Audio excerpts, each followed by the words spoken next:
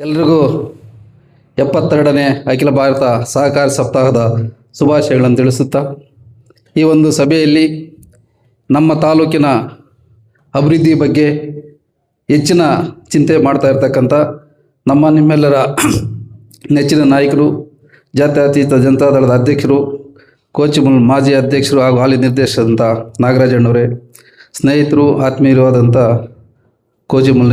ಕೋಮುಲ್ ನಿರ್ದೇಶಕರಂಥ ಶ್ಯಾಮೇಗೌಡ್ರೆ, ನಮ್ಮ ಸಹಕಾರಿ ಒಕ್ಕೂಟದ ನಿರ್ದೇಶಕರಂಥ ಗೋವರ್ಧನ್ ರೆಡ್ಡಿಯವರೇ, ಬೈರೇಗೌಡ್ರೆ, ಮಂಜುನಾಥ್ ಅಣ್ಣವರೇ, ನಮ್ಮ ಮಂಡಳಿ ನಾಗಣ್ಣವರೇ ಮತ್ತು ಶ್ರೀನಿವಾಸಪುರ ಮಂಜುನಾಥ್ ರೆಡ್ಡಿಯವರೇ, ನಮ್ಮ ಶಂಕರ್ ಅವರೇ, ಮುರಳಿಗೌಡ್ರೆ, ನಮ್ಮ ತಾಲೂಕಿನ ನಿರ್ದೇಶಕರಂಥ ಲಕ್ಷ್ಮಣವರೇ, ನಾಗಮಂಗಲ ಹಾಲುತ್ಪಾದಕ ಸಂಘದ ಅಧ್ಯಕ್ಷರಂಥ ಶಂಕರಣ್ಣವರೇ, ಎಮ್ಮೆನತ್ತ ವ್ಯವಸಾಯ ಸೇವಾ ಸಹಕಾರ ಸಂಘದ ಅಧ್ಯಕ್ಷರು ಮತ್ತು ನಾನು DCC ಬ್ಯಾಂಕ್ ನಿರ್ದೇಶನ ಆಗೋದಕ್ಕೂ ಸಹ ತಮ್ಮ ಒಂದು ಕೈ ಬಲಪಡಿಸಿದಂಥ ನಮ್ಮ ರಘುಪತಿ ರೆಡ್ಡಿಯವರೇ, CDO ಶಿವಶಂಕರ್ ಅವರೇ, ನಮ್ಮ ಉಪವ್ಯವಸ್ಥಾಪಕ ಡಾಕ್ಟರ್ ಕಿರಣ್ ಅವರೇ, ಆನಂದ್ ಅವರೇ, ಸತೀಶ್ ಅವರೇ, ನಮ್ಮ ಬ್ಯಾಟ್ನೂರು ಸೀನಪ್ಪನವರೇ, ಉಗ್ನಿಯಿಂದ ನಮ್ಮ ಡೆಲಿಗೇಟ್ ಆಗಿದ್ದಂಥ ಕೊತ್ಮಂಗಲದ ಅಧ್ಯಕ್ಷರಾದಂಥ ಬಾಲುವರವರೇ,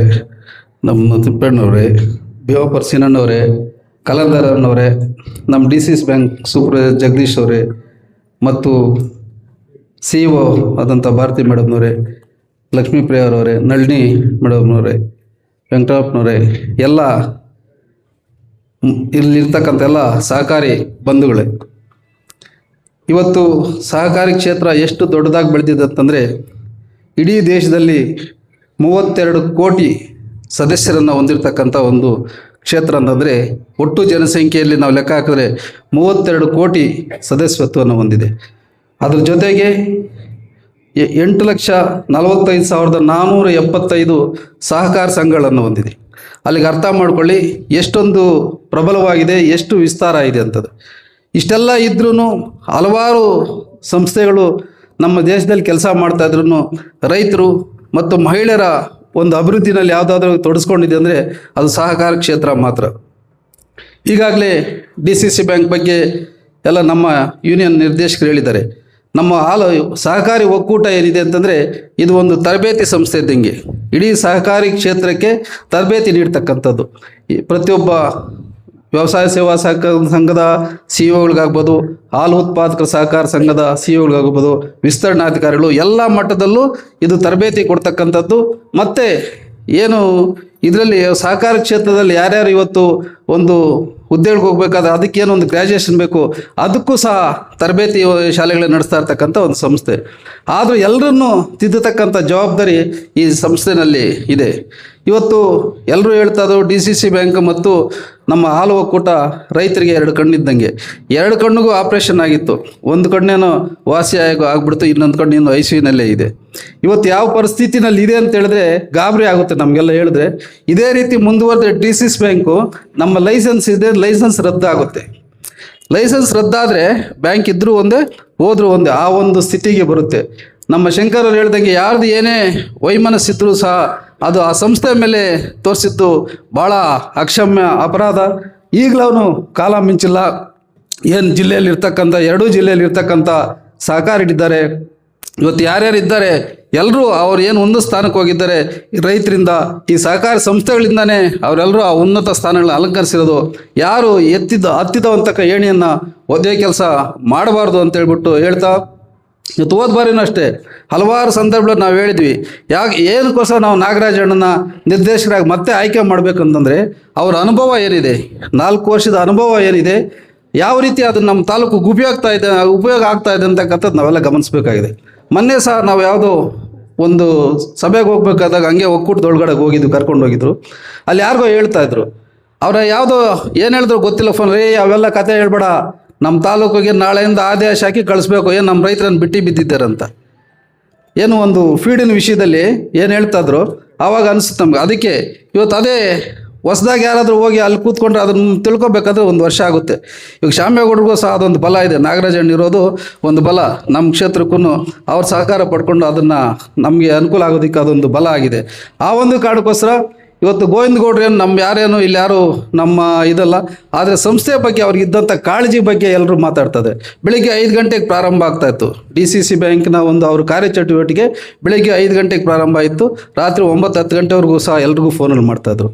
ಇವತ್ತು ಗೋವಿಂದ ಗೌಡ್ರ ಮೇಲೆ ಏನಾದರೂ ಇದ್ದರೆ ಅವರನ್ನ ನಾವು ಚುನಾವಣೆ ಸಂದರ್ಭದಲ್ಲಿ ಅವ್ರನ್ನ ಸೋಲಿಸಿ ಬೇರೆಯವ್ರನ್ನ ಆ ಸ್ಥಾನದಲ್ಲಿ ತೊಗೊಂಬರೋದಕ್ಕೆ ಪ್ರಯತ್ನ ಮಾಡಿದರೆ ಅದೆಲ್ಲರೂ ಖುಷಿ ಪಡ್ತಾಯಿದ್ರು. ಏನೋ ಅವರಿಂದ ತಪ್ಪಾಗಿದ್ರೆ, ಯಾಕೆಂತಂದರೆ 10 ವರ್ಷಗಳು 10 ವರ್ಷಗಳ ಹಿಂದೆ 10 ವರ್ಷ ಸತತವಾಗಿ 10 ವರ್ಷ ಅಪೆಕ್ಸ್ ಬ್ಯಾಂಕ್ಗೆ ಕೋಲಾರ ಜಿಲ್ಲೆಯಿಂದ ಪ್ರತಿನಿಧಿನೇ ಇಲ್ಲ. ಆ ಸ್ಥಿತಿನಲ್ಲಿದ್ದಂಥ ಬ್ಯಾಂಕು ಇವತ್ತು ರಾಜ್ಯದಲ್ಲಿ ದೇಶದಲ್ಲಿ ನಂಬರ್ 1 ಸ್ಥಾನಕ್ಕೆ 1ನೇ ಸ್ಥಾನಕ್ಕೆ ಬರಬೇಕಂತಂದರೆ ಎಷ್ಟು ಶ್ರಮ ಆಗಿರುತ್ತೆ ಅಂತಕ್ಕಂಥದ್ದು. ಹಲವಾರು ಸಂದರ್ಭಗಳಲ್ಲಿ ಏನೋ ಒಂದು DCC ಬ್ಯಾಂಕ್ ಬಂದಾಗ ನಮ್ಮ ಸ್ನೇಹಿತರು ಇಲ್ಲೇ ಇದ್ದಾರೆ, ಶ್ಯಾಮೇಗೌಡರು, ಕೆಲವು ಮಾತಾಡೋಕ್ಕೆ ಬಂದಾಗ ನಾನು ಹೇಳ್ತಾ ಇದ್ದೆ, ಇವತ್ತು ಕಾಂಗ್ರೆಸ್ ನಿರ್ದೇಶಕರಿರ್ಬೋದು, ಹೆಚ್ಚಿಗೆ ಕಾಂಗ್ರೆಸ್ ಅವ್ರಿಗೆ ಸಾಲ ಸಿಗ್ತಾ ಇರ್ಬೋದು, ಆದರೆ ಒಂದು 30% ಆದ್ರೂ ನಮ್ಮ ಪಕ್ಷದವ್ರಿಗೂ ಸಾಲ ಸಿಗ್ತಾ ಇರುತ್ತೆ. ರೈತರ ಸಂಸ್ಥೆ ಇದ್ರ ಬಗ್ಗೆ ನಾವು ತಪ್ಪು ಭಾವನೆ ಬರೋ ರೀತಿ ಮಾತಾಡೋದು ಬೇಡ ಅಂತ ಹೇಳ್ಬಿಟ್ಟು ನಾನು ಅವ್ರಿಗೆ ಹೇಳ್ತಾ ಇದ್ದೆ. ಇವತ್ತು ಅದೇ ರೀತಿ ಆ ಮನೋಭಾವನೆ ಇದ್ದಿದ್ದರಿಂದನೂ ನಮ್ಮೆಲ್ಲರ ನಾಯಕರ ಸಹಕಾರದಿಂದ, ನಮ್ಮ ಶಾಸಕರಾದಂಥ ಸಮೃದ್ಧಿ ಮಂಜುನಾಥ್ ಅವರ ಸಹಕಾರದಿಂದ ಸಹ ಇವತ್ತು ನಾನು ನಿರ್ದೇಶಕರಾಗಿ ಆಗಿ ಬಂದಿದ್ದೀನಿ. ಅದರಲ್ಲೆಲ್ಲ ನಮ್ಮ ನಾಗರಾಜಣ್ಣ ಆಗ್ಬೋದು, ಎಲ್ಲ ನಮ್ಮ ಲೀಡರ್ ಮುಖ ಒಂದು ಶ್ರಮ ಭಾಳಷ್ಟಿದೆ. ಇವತ್ತು ಇಲ್ಲಿ ನಮ್ಮ ಹಲವಾರು ಜನ ನಮ್ಮ ವ್ಯವಸಾಯ ಸೇವಾ ಸಹಕಾರ ಸಂಘದ CEO ಬಂದಿದ್ದಾರೆ. ಅವ್ರನ್ನ ಕೇಳಿ ಹೇಳ್ತಾರೆ, ಇವತ್ತು ಯಾವುದೇ ಒಂದು ರಾಷ್ಟ್ರೀಕೃತ ಬ್ಯಾಂಕ್ ಮ್ಯಾನೇಜರ್ ಏನಿದ್ರು ಅವರು ಏನು ಸಾಲ ಕೊಡ್ತಾಯಿದ್ರು ಒಂದು ವರ್ಷದಲ್ಲಿ ಅಷ್ಟು ಸಾಲ ಇವರು ಕೊಡ್ತಾಯಿದ್ರು. ಒಂದು ವ್ಯವಸಾಯ ಸೇವಾ ಸಹಕಾರದ CEO ಅಷ್ಟು ಸಾಲ ಕೊಡ್ತಾಯಿದ್ರು. ಒಂದು ದಿವಸಕ್ಕೆ 20 ಕೋಟಿ ವಹಿವಾಟು ನಡೀತಾ ಇತ್ತು. ಇವತ್ತು 50,000 ಚೆಕ್ ಕೊಟ್ಟರೆ ATMಗೆ ಹೋಗಿ ಅನ್ನೋ ಪರಿಸ್ಥಿತಿಗೆ ಬಂದಿದೆ. ಅದರಿಂದ ತಾವೆಲ್ಲರೂ ಏನಿದ್ರಿ, ಇಡೀ ಇಷ್ಟು ಜನ ನಾವು ಸಹಕಾರಿಗಳೇನಿದ್ರಿ, ಸಹಕಾರಿ ಕ್ಷೇತ್ರ ಉಳಿಬೇಕಂತಂದರೆ ತಾವೆಲ್ಲ ಒಂದು ಆಂದೋಲನ ಆಗಲೇಬೇಕಾಗಿದೆ. ಇವತ್ತು ಹಳ್ಳಿ ಜನ ಏನಿದ್ದಾರೆ, ರೈತರು, ಮಹಿಳೆಯರು ಇವತ್ತು ಮೀಟ್ರ್ ಬಡ್ಡಿಯಿಂದ ತಪ್ಪಿತ್ತು ಮತ್ತೆ ಎಲ್ಲರೂ ಮೀಟ್ರ್ ಬಡ್ಡಿಗೆ ಹೋಗ್ತಾ ಇದ್ದಾರೆ. ಇದೆಲ್ಲ ಉಳಿಬೇಕಂತಂದರೆ ನಮ್ಮ ರೈತರಲ್ಲಿ, ಮಹಿಳೆಯರಲ್ಲಿ ಜಾಗೃತಿ ಬರಬೇಕು. ಪಕ್ಷಭೇದ ಮರೆತು ನಾವು ಹೋರಾಟ ಮಾಡೋದಕ್ಕೆ ಸಿದ್ಧ ಆದರೆ ನಮ್ಮ ಈ ಒಂದು ಸಹಕಾರಿ ಕ್ಷೇತ್ರವನ್ನು ನಾವು ಉಳಿಸ್ಕೊಳ್ಳೋಕ್ಕೆ ಸಾಧ್ಯ ಆಗುತ್ತೆ. ನಾವು ವೇದಿಕೆ ಮೇಲೆ ಕೂತ್ಕೊಂಡಾಗ ಎಲ್ಲರೂ ಮಾಡ್ತಾರೆ ಸಹಕಾರಿ ಕ್ಷೇತ್ರದಲ್ಲಿ ರಾಜಕೀಯ ಇರಬಾರ್ದು ಅಂತ, ಆದರೆ ಅದು ಬರೀ ಬಾಯಿ ಮಾತಲ್ಲಿ ಆಗ್ತಾಯಿದೆ, ಕಾರ್ಯರೂಪದಲ್ಲಿ ಬರ್ತಾ ಇಲ್ಲ. ಅದರಿಂದ ತಾವೆಲ್ಲರೂ ಅದ್ರ ಬಗ್ಗೆ ಗಮನ ಹರಿಸಬೇಕಾಗಿದೆ. ಅದ್ರ ಜೊತೆಗೆ ಇವತ್ತೇನಾಗಿದೆ, ಭ್ರಷ್ಟಾಚಾರ ಅಂತಕ್ಕಂಥದ್ದು ಭಾಳ ಎಲ್ಲಿವರೆಗೂ ಹೋಗಿದೆ, ಅದು ಯಾರು ಸರಿಪಡಿಸೋಕೆ ಆಗೋದಿಲ್ಲ ಅನ್ನೋ ಮಟ್ಟಕ್ಕೆ ಹೋಗಿದೆ. ಎಲ್ಲ ಕ್ಷೇತ್ರದಲ್ಲಿ ನಾನು ಇಂಥ ಒಂದು ಕ್ಷೇತ್ರ ಅಂತೇನಿಲ್ಲ, ನಾವೆಲ್ಲ ಕ್ಷೇತ್ರದಲ್ಲಿ ನಾನು ನೋಡಿರ್ತಕ್ಕಂಥದ್ದು. ನಾನೇನು ಒಂದು VSSN ಸಹಕಾರ ಸಂಘದ ಅಧ್ಯಕ್ಷನಾಗಿದೆ ಒಂದು 15-20 ವರ್ಷಗಳ ಹಿಂದೆ. ಅವತ್ತು ಒಬ್ಬ ರೈತರ ಹತ್ರ ಒಂದು 10,000 ರೂಪಾಯಿ ಸಾಲ ಕೊಟ್ಟರೆ ಅದರಲ್ಲಿ 1,000 ಹಿಡ್ಕೊಳ್ತದ್ರು. ನಮಗೂ 300 ರೂಪಾಯಿ ಕೊಡ್ತಾಯಿದ್ರು. ಯಾರು ಅಧ್ಯಕ್ಷಿದ್ರು ಅವ್ರು 300 ರೂಪಾಯಿ ಕೊಡ್ತಾಯಿದ್ರು. ಇಲ್ಲಿ ನಮ್ಮ JMನವ್ರು ಇಲ್ಲೇ ಇದ್ದಾರೆ. ನನಗೂ ಕೊಟ್ಟಾಗ ಆ ದುಡ್ಡು ನನಗೆ ಆ ರೈತನ ಕರೆಸಿ, ನೋಡಪ್ಪ ನಿಂದ್ರಲ್ಲಿ ನಾನು 300 ರೂಪಾಯಿ ಕೊಟ್ಟಿದ್ರೆ ನೀನು 300 ರೂಪಾಯಿ ವಾಪಸ್ ತೊಗೊಂಡು ಕೊಟ್ಟಿದ್ದೀನಿ. ಆ ಒಂದು ವ್ಯವಸ್ಥೆ ಗೋವಿಂದ ಗೌಡ್ರು ಬಂದ ಮೇಲೆ ಯಾರೇ ಆಗಲಿ 1 ರೂಪಾಯಿ ಯಾವ ರೈತರ ಹತ್ರನೂ ಲಂಚ ತೊಗೊಂಡಿದ್ದಿಲ್ಲ. ಏನೋ ಅಧ್ಯಕ್ಷರಿಗೆ ಆಡಳಿತ ಮಂಡಳಿಗೆ ಕೊಡಬೇಕಂತ 1 ರೂಪಾಯಿ ಲಂಚ ತೊಗೊಂಡಿರ್ತಕ್ಕಂಥದ್ದು ವ್ಯವಸ್ಥೆ ಇಲ್ಲ. ಆದ್ದರಿಂದ ತಾವೆಲ್ಲ ಇಂಥ ಒಂದು ಸಂದರ್ಭದಲ್ಲಿ ಇದನ್ನೆಲ್ಲ ಉಳಿಸದೇ ಇದ್ದರೆ, ಈ ಭ್ರಷ್ಟಾಚಾರವನ್ನು ನಿರ್ಮೂಲನೆ ಮಾಡಬೇಕಾದ್ರೆ ನಮ್ಮ ಹುಟ್ಟತಕ್ಕಂಥ ಮಕ್ಕಳಿಗೆ ಇಲ್ಲಿಂದ ನಾವು ಪಾಠ ಮಾಡ್ಕೊಂಬರ್ಬೇಕು. ಇಲ್ಲಾಂದರೆ ಈ ದೇಶ ಉಳಿಯೋದಿಲ್ಲ ಅಂತೇಳ್ಬಿಟ್ಟು ಹೇಳ್ತಾ ಈ ಸಂದರ್ಭದಲ್ಲಿ ಮಾತಾಡೋಕ್ಕೆ ಅವಕಾಶ ಕೊಟ್ಟಂಥ ಎಲ್ರಿಗೂ ವಂದಿಸಿ ನಾನು ಮಾತು ಮುಗಿಸ್ತಾ ಇದ್ದೀನಿ. ಜೈ ಹಿಂದ್, ಜೈ ಸರ್ಕಾರ.